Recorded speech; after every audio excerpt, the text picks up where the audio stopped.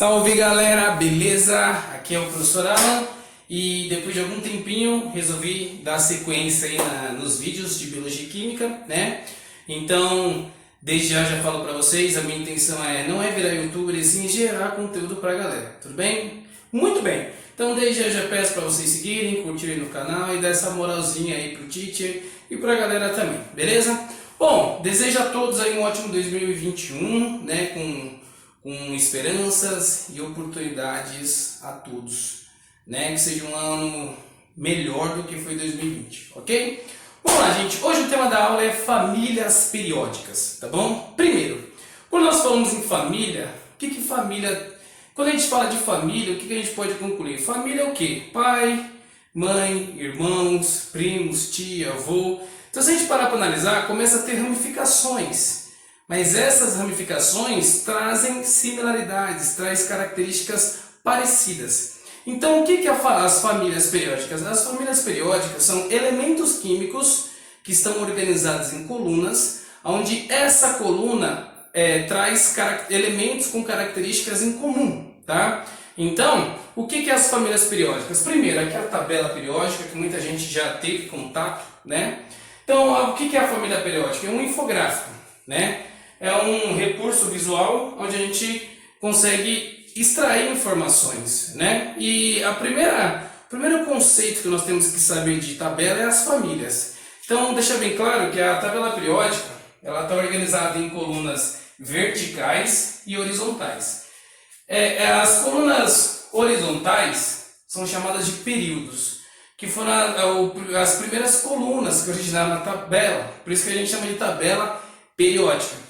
Então nós temos aí 7 colunas horizontais que nós chamamos de períodos, tá bom? Então ela está organizada em número crescente de número atômico, de massa atômica e assim por diante. Foram os primeiros padrões de organização. Conforme os elementos químicos foram surgindo, começou também a ter um padrão de similaridade, começou a encaixar elementos químicos próximos um do outro, que tinham características em comum. Por exemplo, ferro, níquel, cobre, são elementos químicos que a gente conhece e são elementos químicos muito próximos, têm características muito parecidas, tá? E aí foi obrigado a formar as colunas verticais, que nós chamamos de famílias, né? E essas famílias, elas foram criadas principalmente pelo fato desses elementos químicos terem características em comum, ou seja, terem uma similaridade química, tudo bem? Como assim similaridade? Pode ser densidade, pode ser temperatura de fusão e ebulição, pode ser eletronegatividade e assim por diante. Existem N características que a gente pode analisar, tá bom? Muito bem, então existem aí algumas famílias e essas famílias têm nomes, tá bom? Por exemplo, as famílias elas são organizadas em família 1A, 2A, aí a gente pula 3A, 4A, 5A, 6A, 7A e 8A. Ah, professor, e essa parte aqui? Essa parte aqui, que é caracterizada pela letra B, são chamadas de metais de transição, tá bom?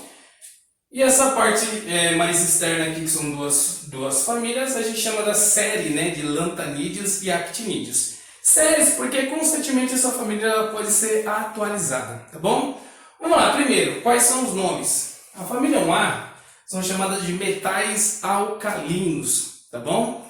E aí a gente dá uma ênfase aí para os elementos mais conhecidos, que é o sódio e o potássio, tá bom? São bem conhecidos, principalmente na biologia, principalmente na parte de osmose, ok?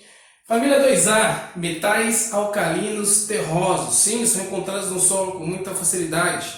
E eles podemos dar uma ênfase para 2, que é o magnésio e o cálcio, tá bom? Essa parte aqui dos metais de transição, que corresponde a toda essa parte aqui, né? A gente chama de metais de transição interno e externo.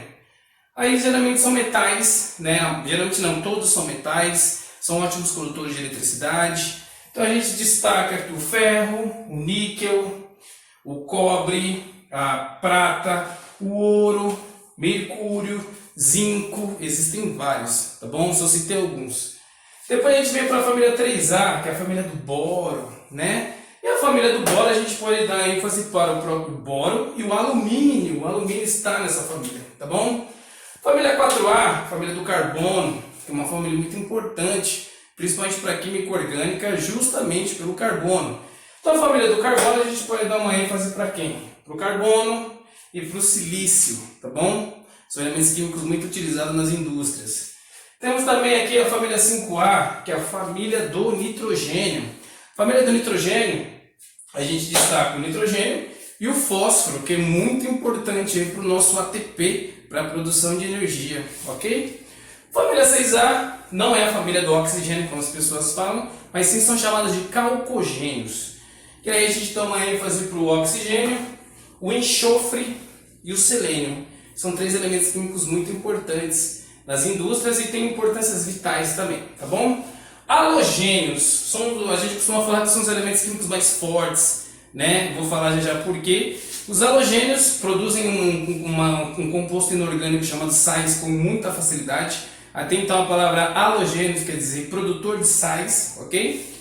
E aí a gente cita o flúor, o cloro, o bromo, o iodo, são esses elementos conhecidos. E a família 8A, que são os intocáveis da química, que são os gases nobres que não participam de reação alguma, né? Ninguém recebe um título de nobreza à toa, e eu vou fazer um vídeo justamente por isso futuramente, tá? E aí os gases nobres, eles têm aqui uma cor diferente, e essa cor diferente alega que eles não participam de reações químicas, ou seja, eles não têm reatividade alguma, tá bom? Gases nobres. Aí a gente tem o hélio, neônio, argônio, criptônio, radônio, xenônio, tá bom? Temos aqui a série dos lantanídeos. Geralmente esses elementos, eles deveriam estar inseridos aqui, ó, entre os elementos 57 e 71. Como não coube toda essa... Aqui tem um padrão a tabela, então fizeram aqui, tiraram esses elementos químicos e colocaram aqui. Mas tecnicamente os lantanídeos deveriam estar aqui inseridos, tá bom?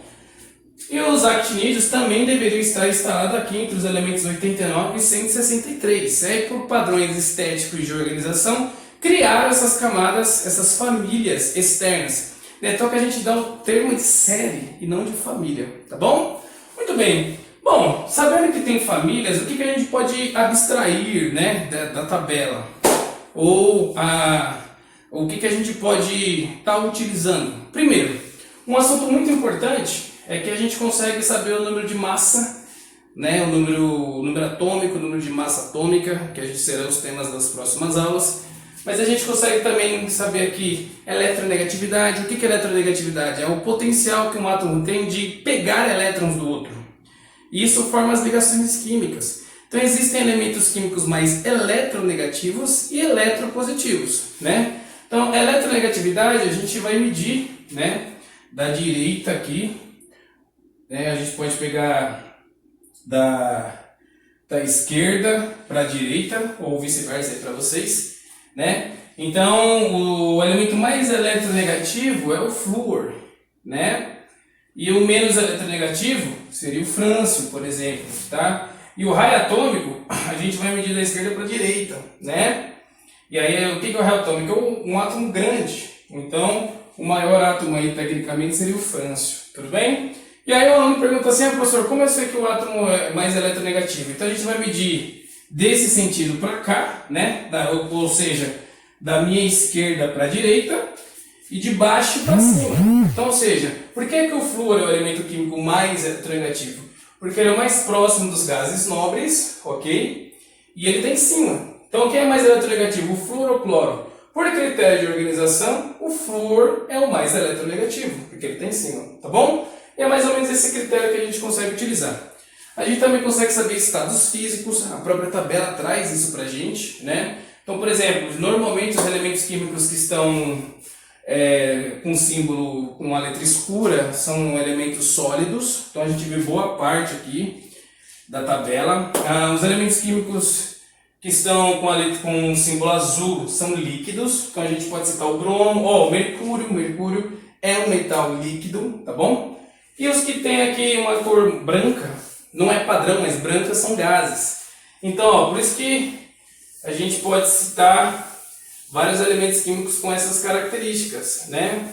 Então a gente tem aí o argônio, o criptônio, o xenônio, tá? São elementos químicos que têm um potencial gasoso, tá bom? E muitos alunos perguntam assim, professor, por que tem esses nomes?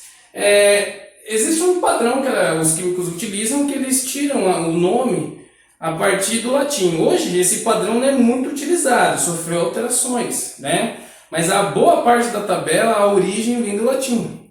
Né? Então, por exemplo, o ouro, que é a U, vem de áurico, né?